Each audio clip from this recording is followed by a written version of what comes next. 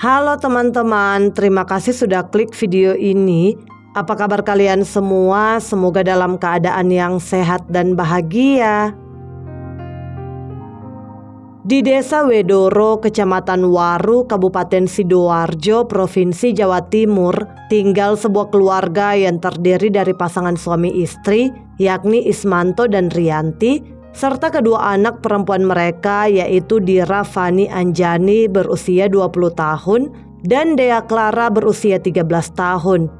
Ismanto sebagai kepala keluarga bekerja di salah satu pabrik di Sidoarjo, sedangkan Rianti sebagai ibu rumah tangga sekaligus membuka warung kopi yang tak jauh dari rumah mereka, sehingga Ismanto dan Rianti pun dijuluki sebagai juragan warkop.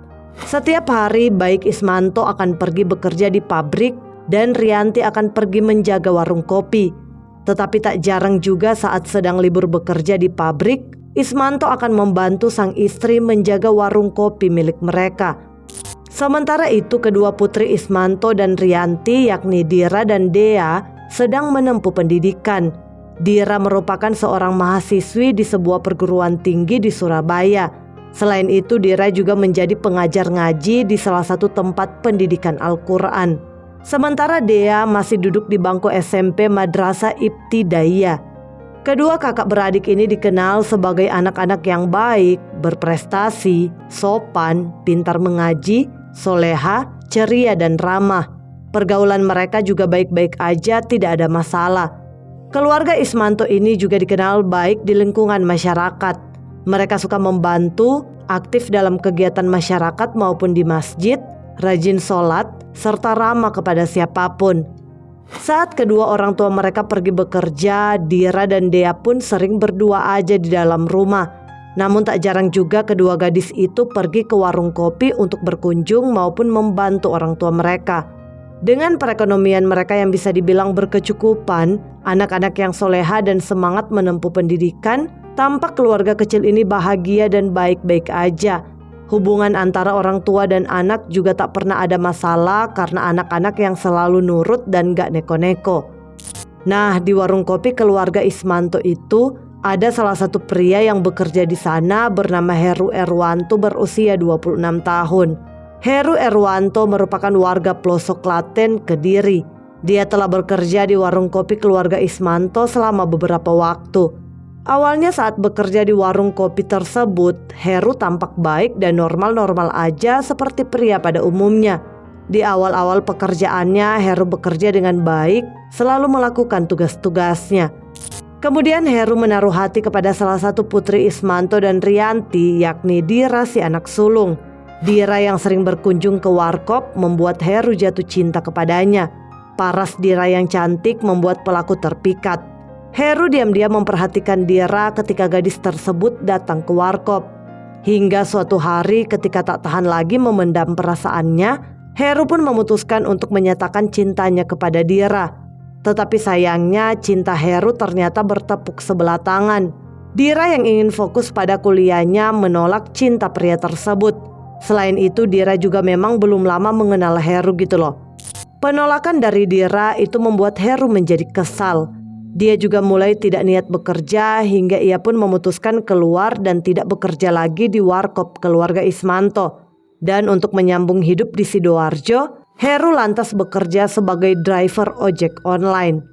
Meskipun sakit hati ditolak oleh Dira, Heru tetap berusaha mendekati gadis tersebut. Salah satunya dengan mengunjungi Dira di rumahnya ketika Ismanto dan Rianti sedang tidak ada di rumah. Tetapi lagi dan lagi usaha itu tidak juga berhasil sebab Dira tetap menolak cinta Heru. Di titik ini Dira pun menjadi risih. Dia risih dengan Heru yang terus-terusan mengejarnya, padahal dia sudah menolaknya dengan baik-baik. Apalagi Heru yang dengan berani datang ke rumahnya juga membuat Dira kesal. Dira juga bercerita kepada ayah dan ibunya tentang Heru yang mengejar-ngejarnya, sehingga sebagai ibu Rianti pun ikut kesal. Menurut berita yang beredar, katanya sejak saat itu Dira dan ibunya sering menyindir Heru. Dan dalam pikirannya yang bengkok, hal itu pun malah membuat Heru menaruh dendam. Hingga akhirnya dendam Heru itu akan berakhir dengan sebuah tragedi mengerikan yang akan mengubah kehidupan keluarga Ismanto selamanya. Oke guys, sekarang kita masuk pada kronologi kejadian berdasarkan keterangan pelaku yang telah diterbitkan di beberapa media berita yang beredar luas di masyarakat. Sedikit disclaimer aja bahwa semua informasi yang disajikan dalam video ini kami rangkum dari berbagai media online seperti artikel maupun berita nasional TV. Tidak ada yang kami tambahkan atau kurangi. Dan tujuan channel ini dibuat hanya untuk pembahasan saja, supaya kita bisa mengambil pelajaran dari setiap peristiwa yang terjadi.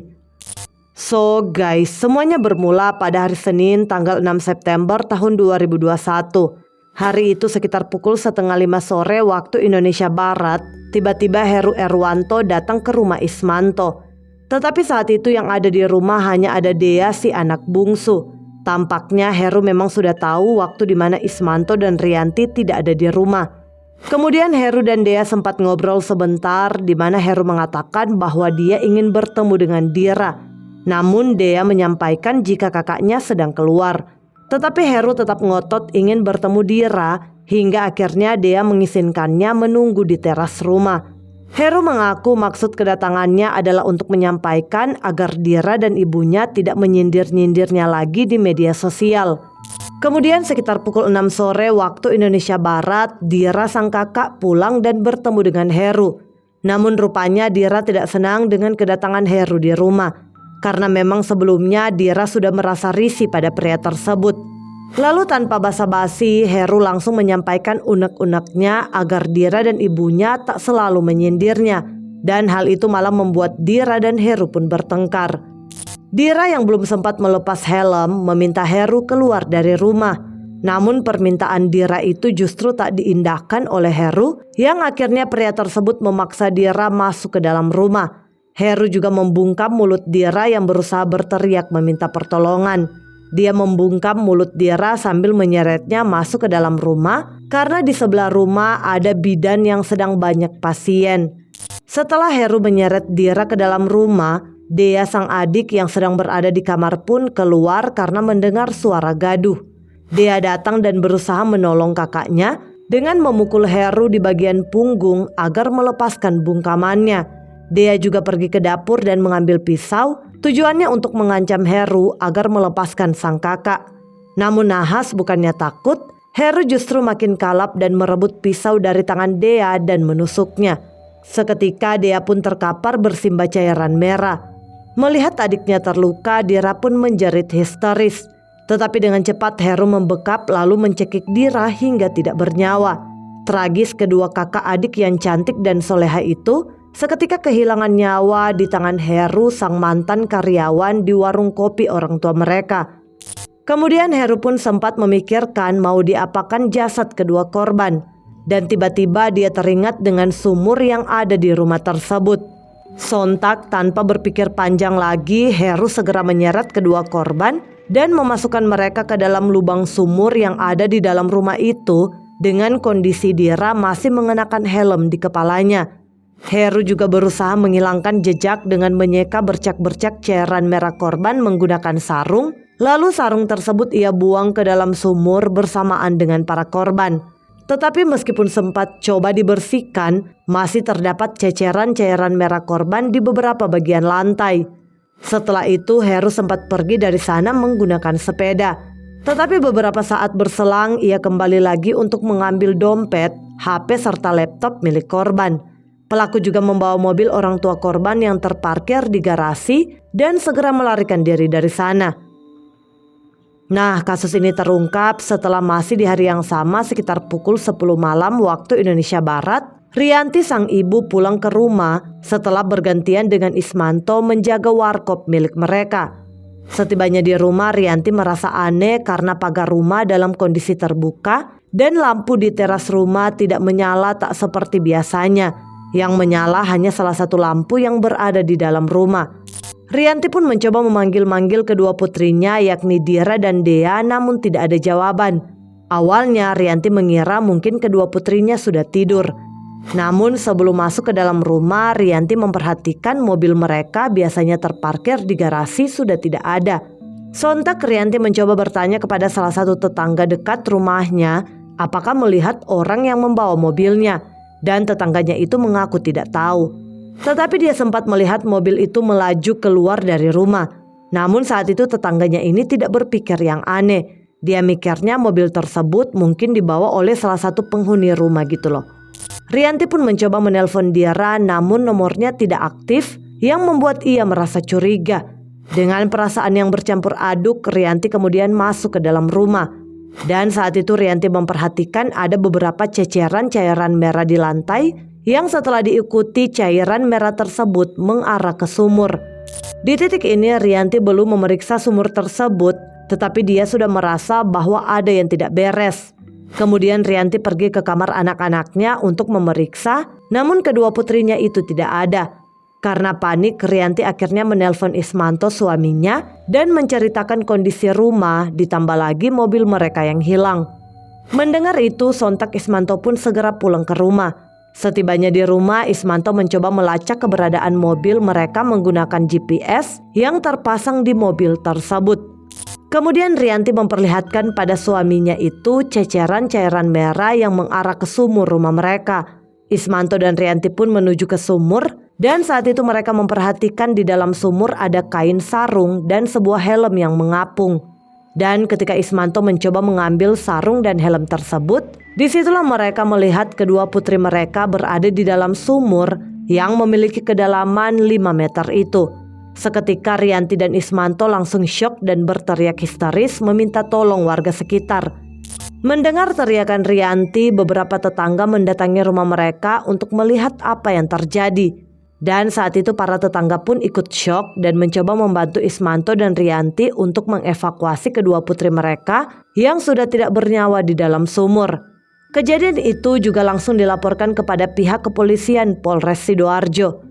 Menerima laporan tersebut, tim kepolisian segera menuju ke lokasi untuk melakukan olah TKP serta mengevakuasi jasad korban yang dibantu oleh petugas pemadam kebakaran. Namun karena posisi yang sulit, kedua korban pun baru bisa dievakuasi pada hari Selasa tanggal 7 September tahun 2021 dini hari setelah petugas damkar menguras air sumur. Jasad korban kemudian langsung dibawa ke Rumah Sakit Bayangkara Polda Jatim. Petugas polisi yang ada di TKP pun langsung melakukan penyelidikan. Dan berdasarkan keterangan Ismanto dan Rianti yang menemukan bahwa barang-barang berharga milik korban serta mobil mereka telah hilang, awalnya polisi menduga mungkin ini merupakan kasus perampokan yang berujung penghilangan nyawa. Polisi pun mengambil langkah awal, yaitu melacak keberadaan mobil keluarga Ismanto yang mungkin bisa membawa mereka kepada pelaku kejahatan ini. Dan tak berselang lama polisi berhasil menemukan mobil tersebut terparkir begitu saja di area persawahan yang berjarak sekitar 2 km dari tempat kejadian perkara. Nah, ternyata mobil dan pelaku sempat terdeteksi CCTV yang terpasang di jalan. Sehingga setelah mengecek beberapa CCTV jalanan, dari situlah polisi berhasil mengetahui identitas pelaku, yakni Heru Erwanto berusia 26 tahun, seorang pria yang pernah bekerja di warung kopi keluarga Ismanto. Dan kurang dari 24 jam setelah penghilangan nyawa Dira dan Dea, polisi berhasil menangkap pelaku Heru yang kabur dan bersembunyi di sebuah penginapan di kawasan Sedati, Sidoarjo. Dalam penangkapan tersebut, Heru berusaha melarikan diri sehingga terpaksa petugas harus memberikan tindakan tegas terukur, yaitu timah panas yang tepat bersarang di salah satu kakinya. Heru kemudian dibawa ke Polres Sidoarjo untuk mempertanggungjawabkan perbuatannya. Dan kepada polisi, Heru mengakui perbuatannya yang telah menghabisi nyawa kedua korban kakak beradik. Heru juga mengaku motifnya melakukan itu adalah karena sakit hati sering disindir oleh korban hingga orang tuanya. Dia juga sakit hati cintanya ditolak oleh korban Dira sehingga timbul dendam di hatinya. Rekonstruksi kasus ini kemudian digelar pada hari Senin tanggal 11 Oktober tahun 2021. Dalam rekonstruksi tersebut tersangka memerankan 32 adegan mulai dari masuk ke dalam rumah, menghabisi kakak beradik itu lalu memasukkan jasad keduanya ke sumur belakang rumah hingga membawa kabur mobil keluarga korban. Dalam rekonstruksi tersebut juga terungkap beberapa fakta baru yang nantinya akan dibahas di persidangan. Tersangka pun dijerat pasal berlapis dari pasal 338 KUHP tentang penghilangan nyawa, pasal 365 ayat 3 KUHP tentang pencurian dengan kekerasan, serta pasal 80 ayat 3 Undang-Undang Nomor 35 Tahun 2014 tentang perlindungan anak. Dalam persidangan yang digelar di Pengadilan Negeri Sidoarjo pada hari Kamis tanggal 13 Januari tahun 2022 yang dilakukan via Zoom karena pandemi, Heru menceritakan kronologi kejadian versi dirinya. Namun majelis hakim dan 2 hakim anggota mencerca lebih dalam karena keterangan terdakwa. Saudara jujur, dalam kesaksian sebelumnya dari Damkar, tim evakuasi menjelaskan jenazah satunya diikat dengan batu dan tenggelam. Benar itu saudara terdakwa? Tanya hakim yang dibenarkan oleh Heru. Selain itu majelis hakim juga menanyakan baju yang digunakan ketika terdakwa kabur. Saudara pakai jaket, lalu waktu kabur pakai baju apa? Tanya hakim. Dengan terbata-bata Heru mengaku pakai rok milik korban Pak Hakim. Tak hanya itu, hakim juga mencerca Heru terkait hasil visum luka lecet di bagian misfi kedua korban serta adanya air mani. Apa yang saudara terdakwa perbuat setelah menghabisi nyawa kedua korban itu? Ini ada visumnya. Terdakwa mengaku saja, ujar hakim. Namun meskipun disodorkan oleh bukti visum, Heru tetap membantah dan tidak mengakui adanya persetubuhan pada kedua korban. Saya langsung masukkan ke sumur Pak Hakim. Saya tidak melakukan itu, jawab Heru. Meski demikian, terdakwa Heru mengakui perbuatannya dan mengaku bersalah. Ia juga mengakui semua barang bukti yang diambil usai menghabisi nyawa kedua korban. Dan akhirnya pada hari Kamis tanggal 24 Februari tahun 2022, Ketua Majelis Hakim menjatuhkan vonis hukuman penjara seumur hidup kepada Heru Erwanto. Dalam pertimbangannya, Majelis Hakim menilai hal-hal yang memberatkan adalah perbuatan terdakwa terbilang sadis karena telah menghabisi 2 nyawa anak sekaligus. Selain menghabisi nyawa korban, terdakwa juga terbukti berusaha memiliki sejumlah barang milik keluarga korban, mulai dari mobil hingga laptop. Tuntutan majelis hakim terhadap terdakwa itu sama dengan tuntutan yang diajukan oleh jaksa penuntut umum. Oke guys, sekian dulu ceritaku. Sampai jumpa di video selanjutnya. Bye.